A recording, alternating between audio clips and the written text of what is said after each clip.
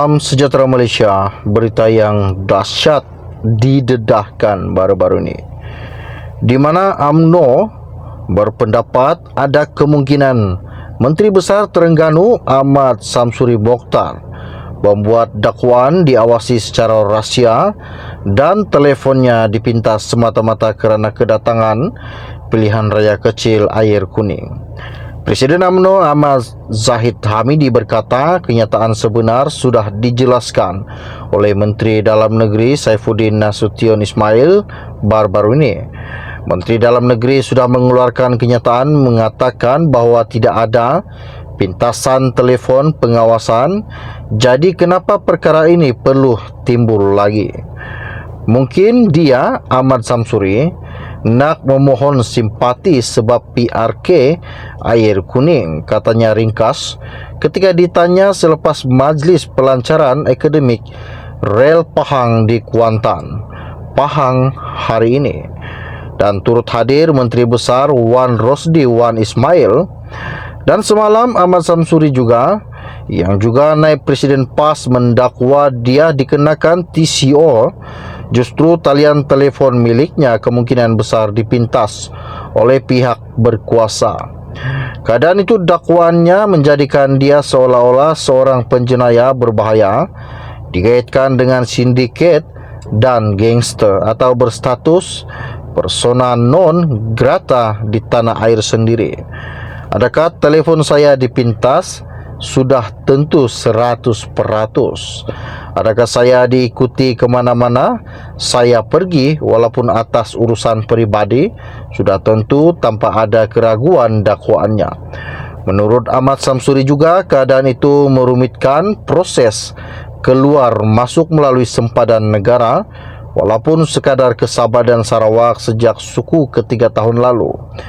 TCO tambahnya adalah satu bentuk penandaan terhadap individu yang dianggap berisiko oleh pihak tertentu walaupun tanpa sebarang kesalahan dibuktikan secara sah. Tegas Ahmad Samsuri, dia kecewa dengan situasi yang dihadapi dan mendakwa ia usaha untuk mengumpul maklumat politik pihak lawan bagi mengawal dan menekan suara tertentu.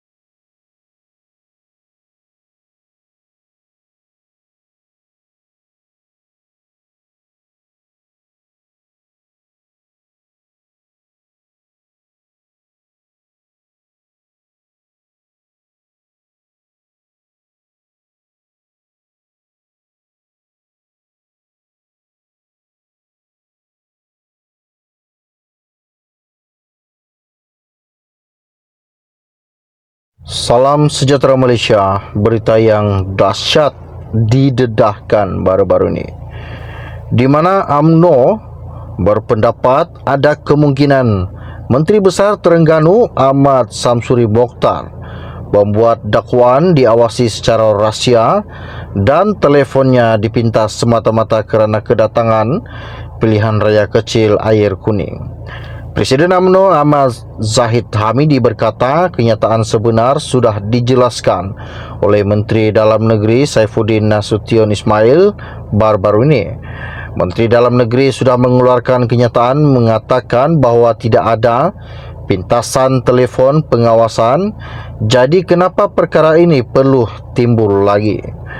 Mungkin dia, Ahmad Samsuri, nak memohon simpati sebab PRK Air Kuning, katanya ringkas ketika ditanya selepas majlis pelancaran akademik Rel Pahang di Kuantan, Pahang hari ini.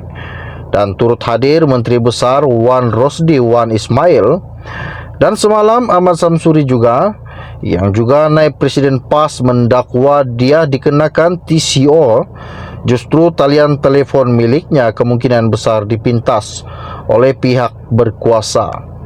Keadaan itu dakwaannya menjadikan dia seolah-olah seorang penjenayah berbahaya, dikaitkan dengan sindiket dan gangster atau berstatus persona non grata di tanah air sendiri.